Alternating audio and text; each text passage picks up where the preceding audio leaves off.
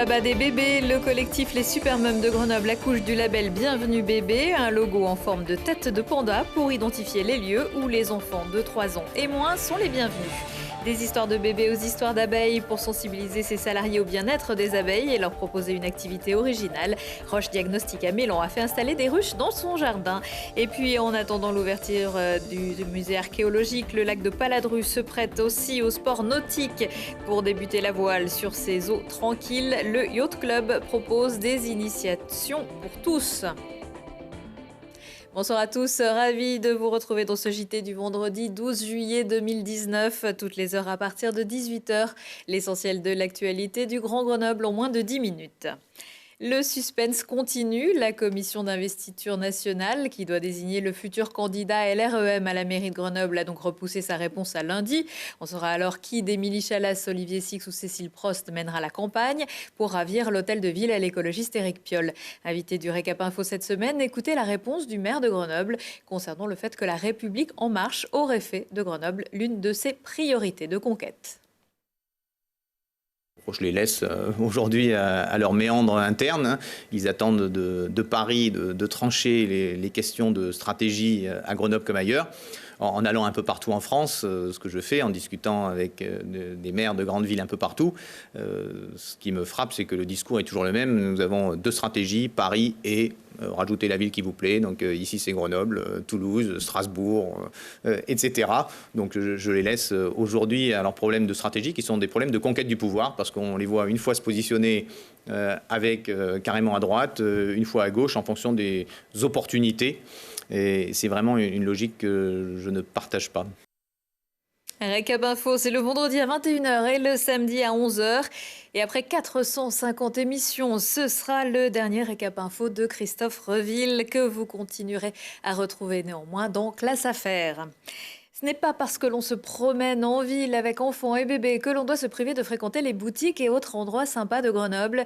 Le collectif Super Mums de Grenoble et la ville viennent de lancer le label Bienvenue Bébé, des petites pastilles pour reconnaître en un clin d'œil les lieux propices à l'accueil des jeunes enfants et des adultes qui les accompagnent. Et il y en a plus d'un à Grenoble, à l'exemple du thé à coudre. Au-delà de récompenser, c'est aussi les identifier et les valoriser, puisqu'aujourd'hui, il y a de nombreux commerçants à Grenoble qui sont équipés de chaises hautes, tables à langer, petits coins pour allaiter, espace-jeux, et on ne le sait pas. Donc ce label va permettre de les identifier et de les reconnaître très facilement lors d'une balade en centre-ville avec des jeunes enfants. Donc on a imaginé un kit avec 6 stickers, donc très simplement, changer son bébé sur une table à langer, une chaise haute ou un réhausseur pour pouvoir donner à manger en toute sécurité, un espace jeu, un espace poussette, donc avec une rampe ou un accès facile et circuler simplement, un coin pour allaiter et un chauffe-biberon ou petit pot, de manière très simple, sans équipement, très sophistiqué. C'est des solutions concrètes pour les familles qui se retrouvent souvent dans des cas, comment changer une couche, où on peut allaiter ou donner un biberon. Et donc ça c'est important, c'est une solution concrète et c'est positif pour les commerçants parce qu'évidemment cet accueil, cette ouverture, c'est important de le montrer, de le signaler et puis avoir des familles qui ont des solutions pour leurs bébés et leurs enfants en bas âge, c'est aussi des familles qui vont rester dans le centre-ville et qui vont donc pouvoir continuer à faire les achats dont ils ont besoin. Plus d'infos sur les projets sur la parentalité des Super Mums sur le site supermum-lab.fr avec bientôt une cartographie des lieux labellisés Bienvenue Bébé. Dans le cadre de sa démarche de responsabilité sociétale d'entreprise, le RSE, Roche Diagnostic basé à Mélan, a installé plusieurs ruches dans les jardins de son siège social. La finalité, ce n'est pas seulement de récolter du miel, mais aussi de faire participer les salariés. Julie Ségala. Les yeux rivés sur la centrifugeuse, ces salariés de Roche Diagnostic assistent à l'extraction de leur précieux nectar. Depuis plusieurs semaines, ils bichonnent et surveillent plus de 200 000 abeilles. Réparties dans 4 ruches, elles ont été installées au fond du jardin, un rucher clé en main proposé par Bi Abeille. Chaque fois que j'ai besoin de faire une intervention sur les ruches, les collaborateurs s'inscrivent. Donc pendant la période de mielée, pour vérifier ce qui se passe dans la ruche, si le miel, si les abeilles font du miel, s'il faut remettre des hausses, etc. Et puis après, il y a une phase de remise en état de la ruche, de vérification des provisions. Et puis tout au long de l'hiver, il faut s'assurer que les abeilles ont à manger. Donc je viens de temps en temps pour peser les ruches. Donc grosso modo, une quinzaine de fois, dont 5, 6, 7 ouvertures de ruches. Ce matin-là, c'est l'ultime étape de la fabrication du miel, l'extraction. Les cadres sont installés un par un dans la centrifugeuse qui va vider les cellules de leur substance. Et face à ce miel toute fleur, difficile de résister. Alors David, il est comment ce miel? Il est excellent. Et puis en plus, j'ai pu participer au premier atelier il y a 2 mois, lors de l'installation des ruches. Donc c'est une continuité. C'est super intéressant de voir la fin du cycle et puis aussi qu'il soit fédérateur pour l'entreprise. Voilà. En 4 ans, Biabeille a essaimé une 50aine de ruches dans 13 jardins d'entreprise, de la PME au grand groupe, avec toujours le même objectif, sensibiliser les salariés à la disparition des abeilles. Quant au précieux nectar de Roche Diagnostic, il faudra attendre quelques semaines avant de le déguster. Une 40aine de kilos répartis dans des petits pots de 125 grammes, vendus au profit d'une association caritative. Et parmi les autres entreprises qui ont fait appel à Biabeille, SAMC, GEG, le Crédit Agricole ou de plus petites entreprises sur InnoValley. On poursuit notre tour d'horizon des lieux de fraîcheur avec le lac de Paladru, au lieu du tourisme estival en Isère. Les activités ne manquent pas sur le site à quelques kilomètres de Voiron.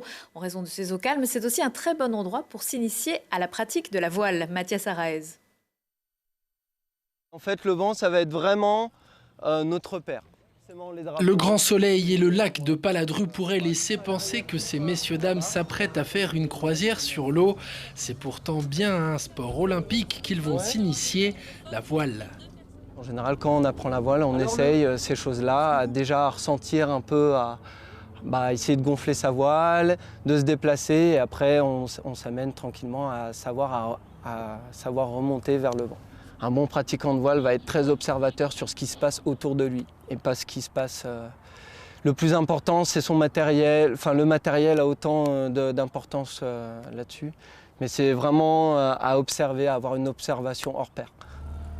En un peu plus d'1 heure, intégrer le vocabulaire marin, le maniement de la barre et des voiles, pas facile, surtout un jour pétole, comme disent les marins, c'est-à-dire sans vent.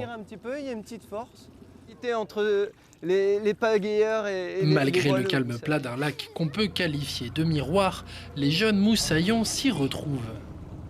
Apprécié de faire ça avec mes enfants, puis des gens qui étaient très fort sympathiques, et puis qui était compliqué un petit peu peut-être le vocabulaire de la voile, mais ça rentre finalement assez rapidement. Les consignes avaient bien été données du coup sur le bateau, ça va, on a bien été accompagnés et le moniteur il était là avec nous. Après compliqué, j'avais déjà fait une fois de la voile, comment diriger les voiles c'est plutôt compliqué, mais sinon ça va.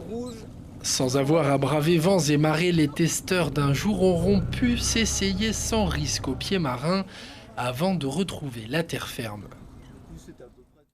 Le lac de Paladru qui se traverse aussi à la nage. La 18e édition de la traversée du lac. 3 épreuves est prévue ce dimanche 14 juillet. Et puis fin août, le dimanche 25, ce sera la 42e édition du Tour du lac de Paladru. Cette fois pour les coureurs.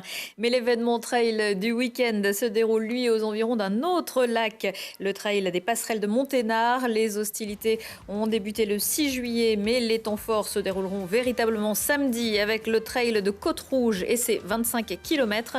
Ou la rando, et dimanche avec la grande course de 65 km en solo ou en relais. Cette 8e édition compte 6500 inscrits.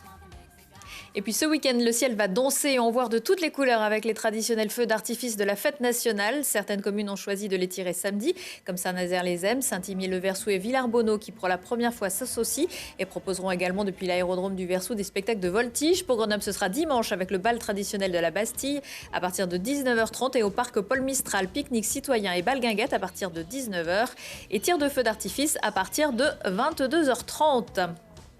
Et puis à partir de lundi et pendant une semaine, Télé Grenoble vous fait vivre le cabaret frappé chaque soir depuis le Jardin de Ville de Grenoble. Si on sortait spécial à 18h15, 20h15, 23h15 avec des interviews d'artistes, des reportages, les découvertes des coulisses et des animations du festival. Ce sera avec Laurie Baillet. Prochain rendez-vous avec l'actu dans 1 heure et en replay sur télégrenoble.net. Excellente soirée à tous et bon week-end.